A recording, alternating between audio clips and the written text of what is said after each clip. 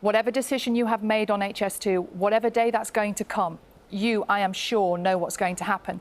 But the conversation around it has dominated this party conference. It's been a huge distraction. Whatever decision you are about to make, you've got to admit that the handling of the announcement of this decision has been poor.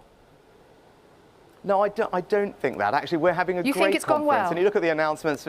Yeah, I really do. The mood here is Really? great. And look at what we've been announcing. First day, well, if I could just explain, but first day we were here, we announced a new plan for motorists, because I want to end this war on motorists. I want to make sure that we recognise most people use their cars to get around, and they need our support. No more blanket 20-mile-an-hour zones. We've cut fuel duty last year. Then we announced our £1 billion to back 55 towns across the country. More people live in towns, putting local people in charge of that long-term money. So they can make a difference. I really do not want to interrupt you. And just today, and just so I could finish, because you asked about how the conference is going, and then just today we've made an announcement about Jade's Law. People remember the awful crime.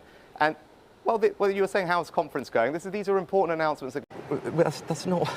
We're having a good conference in Manchester, and what we just announced actually at this conference is £1 billion for 55 towns across the country, in the Midlands and the North, including in the area around here, putting local people in charge of all of their high streets, their town centres, their security. That's showing that we're backing communities across the North. Many of your viewers will know that. Hang on. Are you cancelling HS2? No, I'm not going to comment into all that speculation. Was that a no, I'm not cancelling? I'm not going to comment on the speculation. They're but straight talkers up here in Manchester. They want a straight answer. And what they'll see from me, as I did with Net Zero, is I take the time to get a decision right for the country, and on Net Zero I made a decision that's going to save your viewers £5, £10, £15,000. I took the right long-term decision for the country, and yes, lots of people criticised me for it, but I wanted your viewers not to have to rip out their boilers, install heat pumps, change cars. I thought that was the right thing to do. I approach all these problems in the same way. I will make the right long-term decision for the country. And when will you make it?